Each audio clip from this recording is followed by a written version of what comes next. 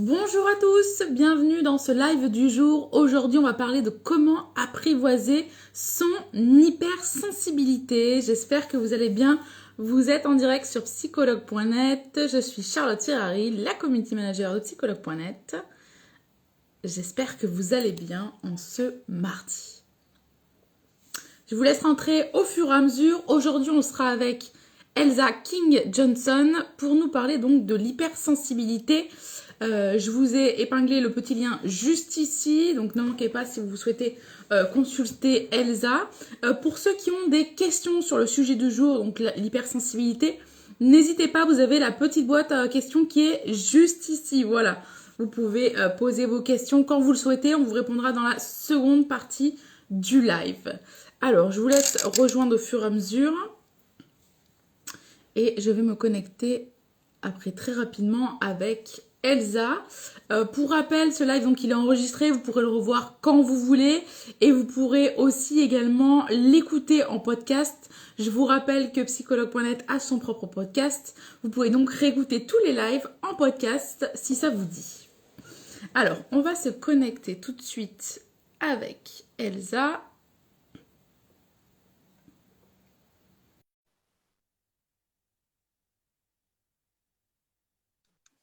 On se connecte avec Elsa tout de suite.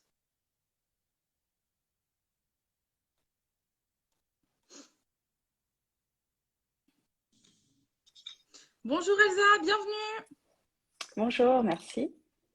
Merci d'avoir accepté de faire ce live avec nous sur l'hypersensibilité. Aujourd'hui, on va voir ensemble, on va répondre à cette problématique, comment apprivoiser son hypersensibilité. Et avant de commencer à répondre à cette problématique, Elsa, je vais te demander de te présenter, s'il te plaît. Très bien. Bonjour à tous. Merci d'être connectés pour ce live. Je vais faire court. Donc, moi, je suis Elsa, je suis coach en développement personnel et j'accompagne principalement les femmes hypersensibles à oser se révéler, à oser accepter finalement son hypersensibilité et être alignées complètement avec ses valeurs pour aller vers des projets voilà, qui sont alignés avec son cœur, tout simplement. D'accord. Tu fais de la thérapie en ligne, en présentiel, les deux? Les deux, en ligne et en présentiel. D'accord, ok, Donc, je super. reçois à Massy ou alors en ligne à distance, donc partout dans le monde. D'accord, super. Merci, merci Elsa pour cette présentation. Donc, on va voir ensemble aujourd'hui comment apprivoiser son hypersensibilité. Alors, justement, Elsa, quels sont les signes d'une hypersensibilité? Alors tout d'abord, je voulais revenir sur un point, c'est qu'on entend pas mal parler de l'hypersensibilité ces derniers temps. Il y a beaucoup de choses qui sont dites, il y a beaucoup d'idées reçues aussi sur le sujet, et on peut avoir tendance à croire que l'hypersensibilité, c'est quelque chose de négatif, que c'est une maladie, que c'est quelque chose dont il faudrait finalement guérir. Et ça me semblait important de commencer par remettre ça, enfin de casser cette croyance, hein, puisque ce n'est pas une maladie, on n'en guérit pas, il n'y a pas besoin d'en guérir, donc il faut être assez à l'aise avec ça. Donc ça, c'est le premier point que je vais souligner. Sinon, on a tout un tas de définitions qu'on peut trouver sur l'hypersensibilité. On va trouver différentes caractéristiques qu'on peut associer, et en fonction des experts ou des personnes qui prennent la parole sur le sujet, on va trouver des choses différentes. Pour moi, il y a véritablement trois piliers de l'hypersensibilité. On a tout d'abord Oui. l'hyperesthésie, qui est du coup le fait d'avoir des sens très développés. Alors ça peut être un seul sens, ça peut être plusieurs sens, ça va dépendre des personnes, mais c'est une caractéristique qu'on retrouve de mon point de vue, de ce que j'ai vu et de ce que j'ai lu, souvent c'est chez les personnes hypersensibles. Le fait de pouvoir du coup d'avoir des sens très développés, donc si je donne un exemple, typiquement on peut avoir euh, l'odorat, par exemple, qui peut être très développé. On peut avoir des personnes hypersensibles qui, notamment dans des parfumeries du type Sephora, Marionneau ou autres, peuvent se sentir submergées par toutes ces odeurs finalement qui vont nous envahir. On peut avoir aussi tout ce qui est les lumières, donc la difficulté à saisir la lumière et être gêné par des lumières qui vont être trop intenses, par exemple, la difficulté à dormir s'il ne fait pas noir total, ce genre de choses. On peut avoir une hyperesthésie qui est plus sur le toucher, donc on va avoir des difficultés peut-être à porter certaines matières, à avoir tendance à vouloir couper les étiquettes parce que ça nous gêne. Enfin, il y a plein de manifestations finalement de tous ces sens-là. Ça peut être des choses très positives aussi, c'est qu'on va typiquement on peut avoir une on peut avoir des oreilles très développées et du coup avoir l'oreille musicale, l'oreille absolue éventuellement, voilà, avoir des choses à mettre en avant aussi, à mettre en valeur. Donc il y a toute cette partie-là. Donc on peut avoir un ou plusieurs sens qui sont plus développés que la moyenne, qui vont dans certains cas être un atout, très clairement, et dans d'autres cas être quelque chose qui peut dans le quotidien gêner et il va falloir en prendre conscience et l'adapter. Comme deuxième pilier de l'hypersensibilité, on a aussi l'hyperémotivité. Alors c'est souvent là qu'il peut y avoir un amalgame, c'est que souvent on va se dire que l'hypersensibilité est égale à de la fragilité, que c'est quelqu'un qui pleure tout le temps, et on peut s'arrêter là. Pour moi, c'est pas, enfin, c'est faux, du moins en grande partie, parce qu'on peut effectivement avoir tendance à être plus émotive, donc c'est une partie pour moi de l'hypersensibilité. On peut avoir tendance effectivement à pleurer peut-être un peu plus, euh, mais ce n'est pas de la fragilité en tant que telle, c'est plus une sensibilité justement qui est plus développée que la moyenne, et on va être touché davantage par les choses, par ce qui se passe autour de nous, par aussi donc ce qu'on voit, que ça peut être la nature, on peut être émerveillé devant la nature, un beau paysage, et même pleurer du coup de joie devant ce paysage, devant la grandeur de ce qu'on aperçoit. Donc c'est quelque chose qui est aussi intéressant. Euh, et du coup, il ne faut pas résumer l'hypersensibilité à une personne qui serait tout le temps, qui serait très fragile, qui pleurerait uniquement en fait. C'est vrai que c'est un point sur lequel je voulais revenir parce que on peut avoir cette tendance-là et c'est pas tout à fait, c'est pas tout à fait le cas. Donc cette hyper-émotivité, elle est liée aussi à mon troisième pilier qui est finalement l'hyper-empathie. Parce qu'en tant D'accord. qu'hypersensible, on a tendance à justement avoir beaucoup d'émotions, mais aussi absorber les émotions des autres et à s'intéresser beaucoup à la peine, à la douleur des autres, mais aussi à la joie des autres. Il y a les deux extrêmes à chaque fois. Ça va dans les deux sens. Donc, on va avoir tendance à être ce qu'on dit éponge émotionnelle, c'est-à-dire une personne qui va être triste en face de nous, on va avoir tendance à prendre ses émotions pour nous, ce qui peut être difficile parce qu'on va justement être en empathie avec la personne, mais au-delà de ça, on va même vivre finalement un peu à sa place toutes ces émotions-là, ce qui est bien sûr épuisant au quotidien parce que du coup, on est toujours submergé de tout un tas d'informations qu'on va intégrer, qu'on va traiter et qui vont du coup nous épuiser tout simplement. On va avoir des jauges d'énergie qui peuvent avoir tendance à se vider rapidement si on n'y fait pas attention, si on ne met pas en place les bonnes stratégies, si je peux dire, par rapport à ça. Donc, on a principalement du coup trois piliers pour résumer. L'hyperesthésie, basée sur les sens qui sont très, très développés. L'hyper-émotivité, donc avec des sens qui sont exacerbés aussi, où on va avoir tendance à aller un peu dans les extrêmes, à avoir ce qu'on appelle les montagnes russes, hein, et la partie hyper-empathie.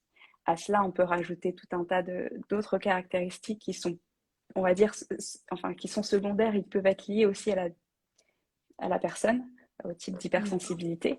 On retrouve souvent, par exemple, le fait d'être perfectionniste, qui est un point qui ressort souvent, la créativité, l'intuition aussi. Généralement, les personnes hypersensibles sont des personnes qui aiment créer, qui ont beaucoup d'intuition, qui ont un besoin de sens. Ça, c'est quelque chose que je repère aussi assez souvent, un besoin de comprendre ce qui se passe et de donner un sens finalement à sa vie. Donc voilà. Et ce que je voulais dire aussi, c'est que finalement, on peut lister tout un tas de caractéristiques et il y a plein de sites, de livres autres qui le font très très bien. Moi, ce que je recommande, c'est de pas forcément trop s'attarder sur le détail exhaustif de toutes ces caractéristiques, de pas forcément chercher à checker toutes les cases hein, pour se dire est-ce qu'on est hypersensible ou pas. Parce que finalement, chacun euh, a une hypersensibilité. Enfin, j'estime qu'il y a autant finalement d'hypersensibilité que d'hypersensible quasiment. Chacun, par son histoire, par son vécu, par sa manière d'appréhender les choses aussi, façonne un peu son hypersensibilité. Et pour moi, deux hypersensibles ne sont pas 100% identiques. On a une caractéristique qui est un peu différente d'autres personnes, sachant qu'on est quand même beaucoup, parce que les statistiques qui circulent sont entre 20 et 25% finalement de la population qui serait hypersensible, donc c'est pas neutre. Mais finalement, on reste soi et on reste une personne unique. Et il faut faire attention aux étiquettes qu'on se met C'est bien de le aussi. rappeler. Ouais. Mm. Merci, merci Elsa. Genre, je sais pas, je vois que plusieurs personnes reportent qu'il y a un bruit. Parfois, quand tu parles, ça tape. Alors, je sais pas ce que c'est parce Ah, que je ne le vois pas, mais ça, voilà, ça alors ça doit tapote. être mes Alors, je boucles ne sais pas ce que d'oreilles, c'est, si c'est... effectivement, peut-être. Alors désolée. Je te le dirai si jamais ça revient. Bah, du coup, comme il y a beaucoup d'hypersensibles, je pense que ça les gêne beaucoup, le bruit. Voilà. Tout à fait. Merci, merci Elsa d'en prendre compte. Alors, maintenant qu'on a vu ensemble les signes d'une hypersensibilité, pourquoi apprivoiser son hypersensibilité, c'est si important? Alors, de mon point de vue, apprivoiser son hypersensibilité, c'est important parce que ça permet d'être finalement pleinement épanoui, d'être pleinement soi. Parce que, or, il y a différents cas, mais quand on découvre son hypersensibilité, on peut avoir plusieurs manières de réagir. On peut l'accepter directement et être un peu subjugué en disant finalement, ça met des mots, un mot sur ce que j'ai toujours ressenti. Et on a l'impression d'être compris, parce que je ne l'ai pas dit, mais une des caractéristiques aussi qu'on peut retrouver chez les hypersensibles, c'est ce sentiment d'être en décalage. Donc on se sent compris et on découvre tout un monde qui existe et on a l'impression de faire partie d'un tout, d'une communauté. On peut aussi, à l'opposé, finalement, repousser et refouler cette hypersensibilité en disant tous nos maux, de toutes nos douleurs, et du coup s'en détacher. Et pour moi, il est important de finalement de l'accepter, de comprendre si on est hypersensible, donc quelle est cette hypersensibilité, celle qui nous caractérise à nous, se l'approprier et l'apprivoiser pour pouvoir être pleinement épanoui et pleinement soi en fait.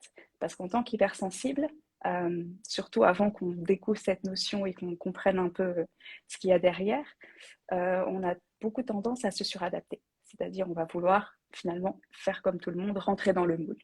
Il y a Ah oui, se faire il accepter, y a j'imagine aussi, surtout. c'est ça, tout à fait. Il y a la volonté de se faire accepter un peu à tout prix et on va apporter des masques, porter un faux self pour se dire que finalement on est un peu comme les autres, on n'est pas différent et que on peut être aimé des autres parce qu'on va être comme ce qu'ils attendent de nous. Donc il y a cet enjeu-là qui est Mm. difficile, faire ce qu'on attend de nous finalement. Et du coup, s'effacer au profit de tout ça pour être accepté, pour être aimé, effectivement. Et c'est très difficile à vivre. Et du coup, de mon point de vue, on ne peut pas être 100%, enfin, on ne peut pas être heureux, on ne peut pas être épanoui si finalement on ne vit pas sa vie. Si on vit la vie de quelqu'un Mm. d'autre, si on se met des masques et si on se met toujours en retrait pour mettre les autres en avant. Quand je dis mettre les autres en avant, c'est plutôt pour répondre à leurs besoins. Les personnes hypersensibles sont souvent des personnes qui sont des faits plaisir, donc des personnes qui vont avoir tendance à faire plaisir à l'autre, à se mettre en retrait pour faire ce que l'autre attend de soi et pour finalement un peu les rendre heureux, même quand ils n'ont rien demandé. C'est assez drôle d'ailleurs. Et du coup, Mm. pour moi, l'importance d'apprivoiser cette hypersensibilité, c'est ça, c'est de pouvoir retrouver finalement le contrôle de sa vie, redevenir l'héroïne, comme j'aime bien dire aussi, de sa vie et de s'accepter soi-même et de vivre pleinement la vie qu'on a envie de vivre en étant épanoui. Ça ne veut pas dire qu'on est D'accord. complètement Merci. centré sur nous-mêmes, au contraire, on prend toujours en considération les autres, mais on est pleinement épanoui et pleinement soi. C'est une condition pour moi du C'est déjà bonheur de beaucoup. vraiment s'accepter. Oui. Alors, tu nous as dit, Elsa, que c'est vrai que bah, il y avait beaucoup d'hypersensibles qui avaient du mal avec cette hypersensibilité. C'est, pour eux, ils ne le voient pas comme un cadeau. Et ça, c'est vrai que sur psychologue.net, on le voit tous les jours, hein, clairement, quand on fait des reels ou d'autres, des posts sur l'hypersensibilité, on a une vague de ceux qui voilà, l'acceptent et on a l'autre vague qui nous dit clairement que ce n'est pas un cadeau tous les jours et que pour eux, ils préféraient vivre sans. Alors justement, quelles sont les difficultés principales des hypersensibles dans ce monde? Alors, il y a plusieurs difficultés qui peuvent revenir. Ce que moi j'entends souvent, c'est la problématique, si je peux dire, de la gestion des émotions. Alors, je n'aime pas ce mot parce que derrière la gestion des émotions, il y a l'idée justement qu'il faut gérer ses émotions. Et c'est souvent avec ces problématiques-là qu'on vient me voir en disant je n'arrive pas à gérer mes émotions. Hmm. Alors, ça va peut-être déranger certaines personnes, mais il n'y a rien à gérer véritablement en fait. Hmm. Il y a plus à accueillir ces émotions et à comprendre pourquoi elles sont là.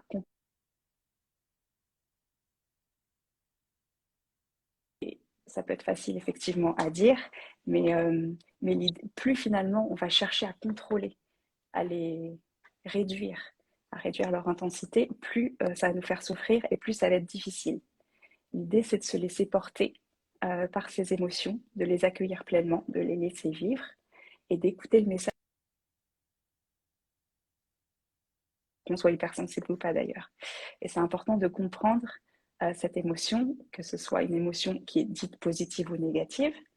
Elle a un message à nous transmettre, que ce soit de la tristesse, de la peur ou autre. Qu'est-ce qu'elle est venue nous transmettre? Pourquoi elle est là? Qu'est-ce qu'elle elle me dit sur moi, sur mon contexte? Qu'est-ce qu'elle m'incite peut-être à faire? Quel chemin elle voudrait que je prenne? Et prendre un peu de recul sur ça.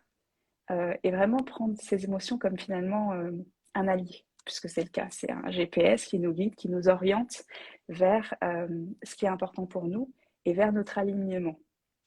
Quand on a des émotions très fortes, ça permet de déceler ça d'autant plus.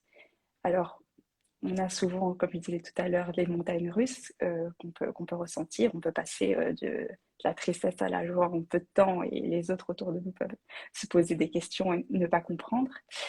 Et en fait, on ne va pas pouvoir aplanir tout ça. Et pour moi, ce n'est pas le but. Alors, certaines personnes pourraient avoir envie de supprimer finalement d'être voilà, dans une situation un peu linéaire. Mais alors je ne sais pas si je peux dire malheureusement ou heureusement. Pour moi, j'ai envie de dire heureusement, mais ce n'est pas Oui, comme ça. L'idée, c'est d'apprendre plutôt à surfer sur cette vague d'émotions et de ne pas trop s'accrocher à ces émotions parce qu'en fait, on n'est pas ces émotions. Quand on ressent de la tristesse, on n'est pas sa tristesse. C'est la tristesse qui est là, qu'on constate, qui vient faire un état des lieux, si je peux dire, qui vient nous transmettre des messages pour nous dire comment on est, comment on peut agir. Peut-être est-ce qu'il y a des actions à poser pour laisser cette tristesse, mais on n'est pas finalement on n'est pas représenté par les émotions qu'on peut ressentir à un moment donné. C'est bien juste sûr. voilà un, un vecteur. Ça c'est la première difficulté. On a aussi beaucoup de personnes hypersensibles qui ont beaucoup de peur. Alors c'est assez répandu effectivement, hein, pas que chez les hypersensibles, mais qui ont finalement peur d'agir,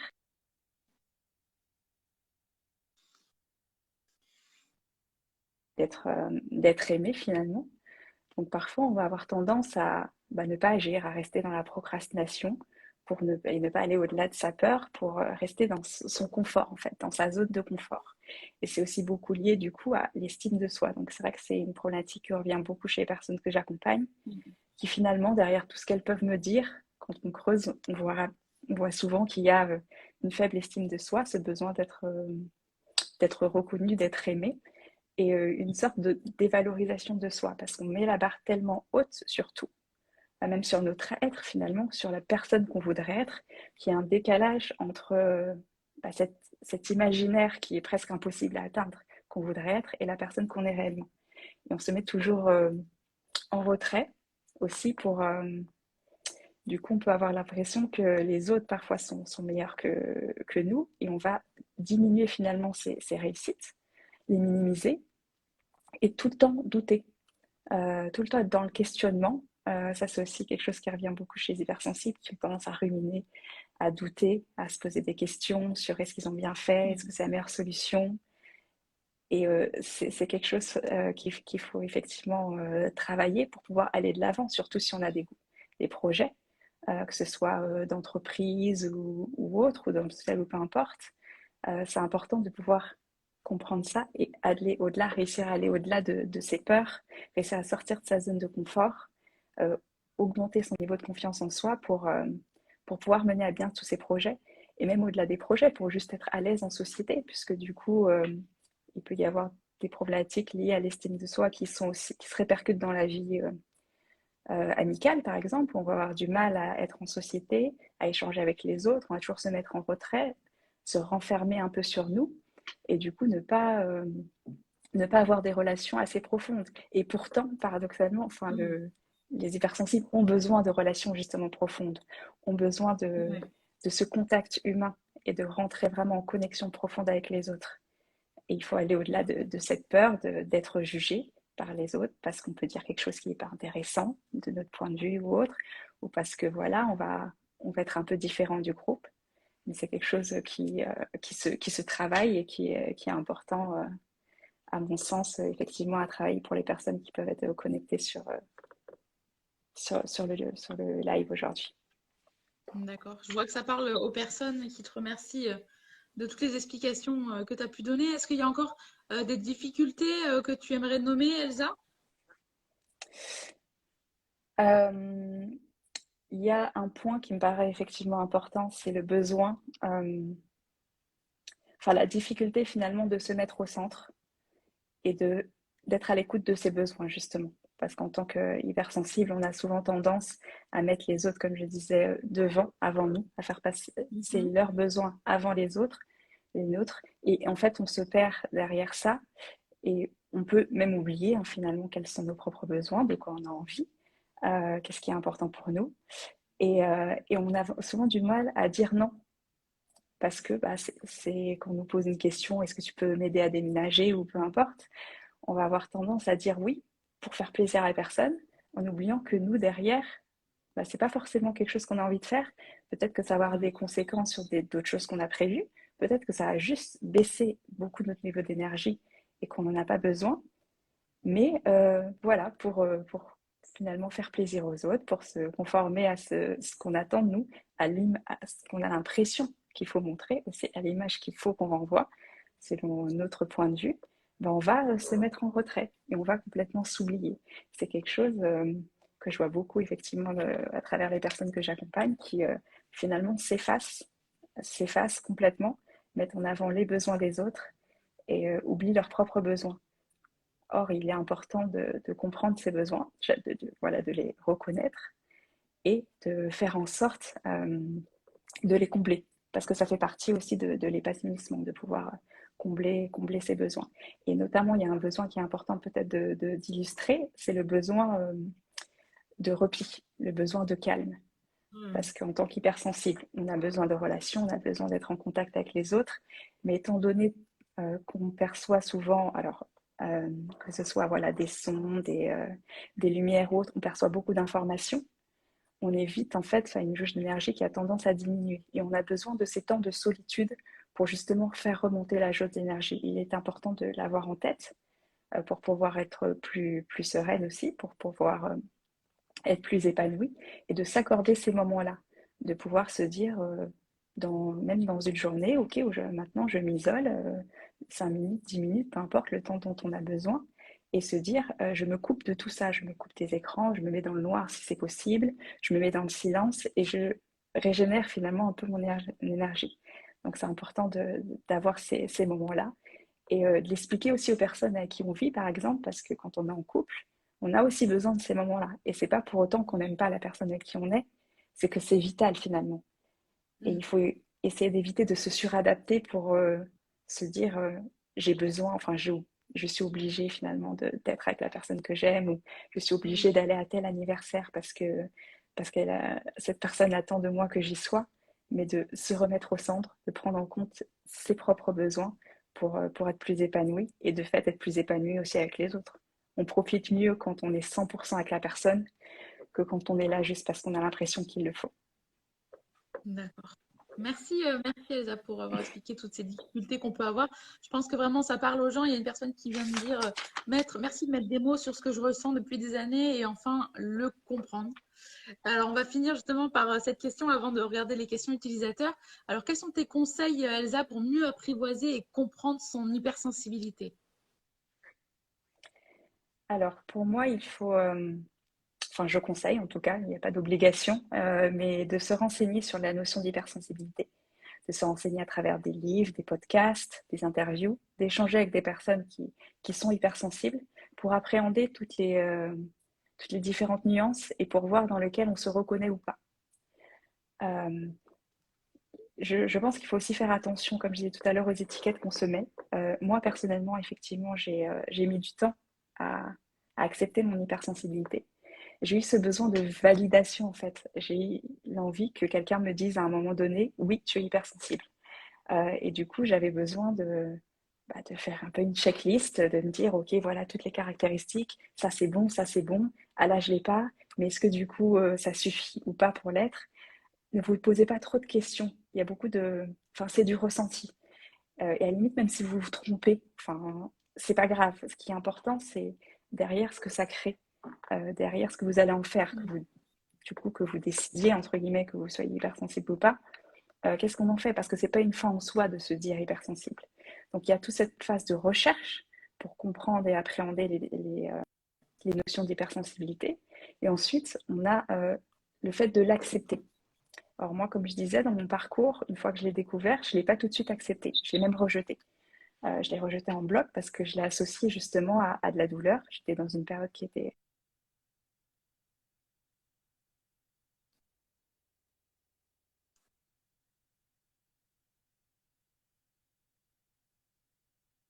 Et je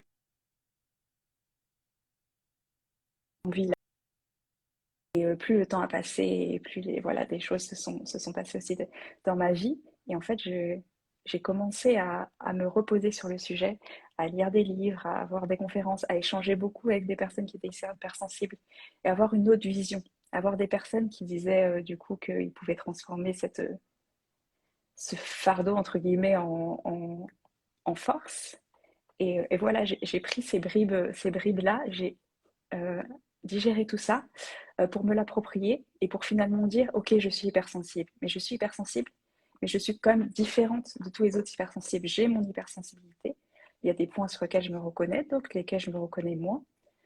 J'ai des nuances qui sont différentes de d'autres personnes et c'est ok, je l'accepte et c'est pas quelque chose avec lequel je dois avoir honte ou je dois ne pas être à l'aise puisque c'est moi en fait, ça fait partie de moi. Ce n'est pas la totalité de mon être, donc je ne suis pas que hypersensible, mais c'est quelque chose qui me représente et je l'accepte. Il y a vraiment tout un chemin à faire qui peut être long, qui est du coup d'accepter cette hypersensibilité. Et une fois qu'on l'a accepté, ça va ensemble, mais il y a aussi le fait de comprendre, du coup. Comprendre quelle est cette hypersensibilité qui nous caractérise et de quoi on a besoin en tant qu'individualité. C'est-à-dire, comme je disais tout à l'heure, besoin de repos. Est-ce que c'est un besoin de 5-10 minutes? Besoin aussi d'être moins à l'écoute des autres et de plus se remettre au centre. Besoin de sommeil aussi. Enfin, d'identifier toutes ces choses dont on a besoin, qui nous font du bien et toutes ces choses qui, au contraire, nous prennent de l'énergie pour voir les points sur lesquels on a à travailler.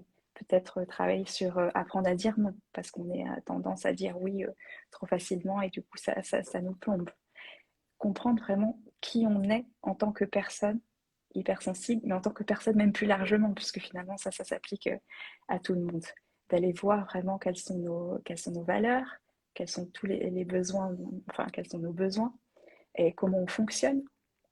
Et c'est toute une phase qui est assez longue et pour moi, on ne termine jamais finalement cet apprentissage. C'est vraiment un chemin et c'est la troisième phase finalement de ce chemin-là, de pouvoir accepter son hypersensibilité. Et si on devait mettre une quatrième phase, je dirais que c'est une fois qu'on a vécu tout ça, c'est de s'accepter pleinement et inconditionnellement. Quelque chose qui n'est pas forcément facile. Et voilà, de se dire avec tout notre bagage, tout ce qu'on aime et ce qu'on n'aime pas, nos parts de lumière et nos parts d'ombre, comment on arrive finalement à aimer pleinement cette personne-là à 100%. Merci, merci beaucoup Elsa pour ces conseils très intéressants. Bon, je vois qu'il y a des personnes qui ont vraiment des problèmes de son et qui ont du mal à t'entendre. Il y a des petits bugs. Est-ce que tu es vraiment dans une pièce, la pièce là où il y a le plus de, on va dire, de bandes passantes, de Wi-Fi? Alors normalement oui, mais c'est vrai qu'effectivement ma connexion n'est pas très bonne là aujourd'hui. Je suis vraiment désolée. J'espère que je vais parler plus fort. Je... C'est pas grave, Elsa, t'inquiète pas. Bon, le principal, c'est vraiment qu'on puisse transmettre toutes les informations que tu as pu me transmettre jusqu'à maintenant. Alors, on va regarder maintenant, Elsa, si tu le veux bien, les questions des utilisateurs et utilisatrices du jour. Alors, on a une première question. Alors, on a Mamoussa qui nous dit je suis très sociable, mais les rencontres m'épuisent tellement, je suis connectée à tout. Est-ce que je peux décliner les invitations? Ah bien sûr, tout à fait. L'idée c'est justement, comme je disais, de ne pas faire des choses qu'on n'a pas envie. Or bien sûr, dans la vie, 100% du temps, on ne peut pas toujours faire ce qu'on veut, mais quand c'est possible, au maximum, essaie de prendre en compte ses besoins. Et du coup, si ça t'épuise d'aller faire ces rencontres-là, ne les fais pas ou fais-en moins. Il faut le faire, en fait, ce qui est important, c'est de remettre de la conscience. C'est de dire, OK, je sais que ça va m'épuiser. Là, je décide parce que pour telle ou telle raison, je pense que c'est important et je le fais en connaissance de cause. Mais après, je prévois un temps pour me reposer, pour me ressourcer parce que je sais que j'en ai besoin. Ou alors, j'accepte que je vais pas y aller et que peut-être je vais décevoir et je suis à l'aise avec ça et j'accepte que c'est pas grave, en fait. Mm. Ce qui compte, c'est moi. Soyez un peu égoïste par moment. C'est bien, il faut le rappeler, oui. Euh, alors, on va regarder notre question. Ishana qui nous dit, est-ce que l'hypersensibilité peut être responsable d'acouphènes? Alors, je ne suis pas non plus médecin par rapport à ça. J'aurais tendance à dire oui, mais à vérifier effectivement avec des experts là-dessus, sur ce point précis. Mais j'aurais tendance à dire D'accord, que ça peut être lié. ça marche. Merci Elsa. Ah, Adriane qui nous dit comment se faire comprendre et accepter par les autres, car beaucoup de conflits avec les proches, car pour eux, on est toujours trop. Et c'est très dur à vivre. Effectivement, je comprends tout à fait. Il y a plusieurs cercles, on va dire, dans son environnement. Et en fonction de ces différents cercles, certains peuvent comprendre et d'autres un peu moins. L'idée est d'y aller, de mon point de vue, étape par étape, surtout quand c'est nouveau, quand on n'est pas encore à l'aise avec ça, de commencer par son cercle le plus proche, les personnes qui sont le plus proches de nous et qui vont avoir normalement le plus de facilité à comprendre ce qu'on peut ressentir et qui on peut parler à cœur ouvert aussi. Et essayer d'instaurer un dialogue, expliquer ce qu'on ressent, essayer de donner des images aussi, hein, sur la manière dont on peut ressentir les choses. Euh, et de pouvoir, j'ai une citation en tête, est-ce que je la retrouve? Ce qui me... Ah, je crois que je l'avais notée, elle est intéressante, voilà. Je suis douée d'une sensibilité absurde, ce qui érafle les autres me déchire. Du coup, c'est une citation de Gustave Flaubert et c'est une citation qui illustre finalement bien ce qu'est l'hypersensibilité. En fait, on ressent effectivement les choses plus fort que les autres, euh, mais c'est pas comme je disais tout à l'heure, c'est pas une maladie. Et il faut essayer de l'expliquer avec ses mots, avec sa sensibilité aussi. Euh, Ça peut être aussi de prendre des cas concrets, d'illustrer typiquement un cas basique quand je regarde une série ou un film, telle émotion. Alors là, je prends mon exemple personnel, hein, typiquement, je peux avoir tendance effectivement à pleurer devant une scène. Et c'est vrai que j'ai parfois mon compagnon qui comprend pas, en fait, enfin, qui comprend pas toujours et qui a tendance à me rassurer, me réconforter, même quand finalement je pleure en fait, de joie parce je vois de la beauté, de l'amour qui se manifeste. Et Ouais. c'est des pleurs finalement positifs. Et il a l'impression que je suis triste. Et l'idée, c'est essayer de décrire et de dire, mais non, mais tu vois ce que je ressens là, à ce moment-là, c'est ça, parce que essaie de mettre des mots finalement, parce que je ressens l'amour entre ces deux personnes et je trouve ça très beau. Et du coup, ça me fait pleurer, mais je suis pas triste. Donc, de ton point de vue, tu ressens pas ça et c'est pas grave, mais voilà comment moi j'agis. Après, Mhm. voilà, j'ai besoin que tu me laisses juste pleurer sans faire de remarques, ou j'ai besoin peut-être que tu me prennes dans tes bras ou autre, mais d'essayer, voilà, d'expliquer en mettant des exemples concrets sur ce qu'on ressent. Et de le faire, donc, comme je disais, petit à petit, donc en élargissant le cercle. Tout le monde n'est pas obligé de savoir qu'on est hypersensible. On peut en parler avec juste des personnes qui sont très très proches de nous. On peut en parler de manière plus large, ça c'est à chacun de décider. Après, plus la personne est éloignée de nous et plus elle a du mal à comprendre, plus forcément ça va être difficile. Mais il n'y a pas forcément besoin que les autres comprennent. Ce qui compte, c'est que toi, enfin, que nous en tant que personne, on comprenne qui on est et qu'on sache finalement, comment on agit, quels sont les besoins, voilà, qu'on va aller combler, quelles sont nos petites astuces pour mieux vivre les choses. Mais on n'a pas forcément besoin d'aller finalement convertir un peu tout le monde et expliquer à tout le monde ce qu'est l'hypersensibilité. En tout cas, c'est ma vision des choses. Voilà, j'espère que ça répond à la Merci, question. Merci beaucoup Elsa. Alors, j'ai vu une question très intéressante parce que, pas qu'elle prend le contre-pied, mais justement, c'est très intéressant parce que, comme tu disais, l'image qu'on a de l'hypersensible généralement et qui est fausse, c'est de la personne qui pleure, mais c'est pas que ça. Et Mm. comme ce témoignage le précise, donc on a une personne, alors ici, je sais pas si c'est un homme ou une femme, et sur psychologue.net, on a eu beaucoup d'hommes surtout qui nous ont dit ça. Donc, bonjour, je suis hypersensible, mais pour moi, impossible de pleurer. Pourquoi? Intéressant. Effectivement, impossible de pleurer. Alors, il peut y avoir, alors je n'ai pas tous les détails, mais il peut y avoir plusieurs raisons, mais souvent, euh, enfin, ce qui me vient, c'est que c'est probablement lié à de la suradaptation. C'est-à-dire qu'en tant qu'effectivement hypersensible, surtout si on est refoulé ou si on a été dans un contexte où typiquement ben, on n'avait pas le droit de pleurer, c'était mal vu de pleurer, on nous a répété, or si c'est un homme, or là je me permets hein, de peut-être extrapoler un peu, mais imaginons si c'est un homme, il peut avoir entendu un homme ça ne pleure pas, un homme c'est fort, etc. Et du coup, il a ancré ça, il a ancré ses injonctions, et du coup, il va se mettre un blocage, il va se suradapter et se conforter, se conformer finalement à l'image qu'il est censé renvoyer. Qu'on lui a expliqué en fait, on lui a expliqué qu'il devait renvoyer telle ou telle image, qu'en tant qu'homme ou autre, ou peu importe, qu'il devait être fort et qu'il ne devait pas pleurer.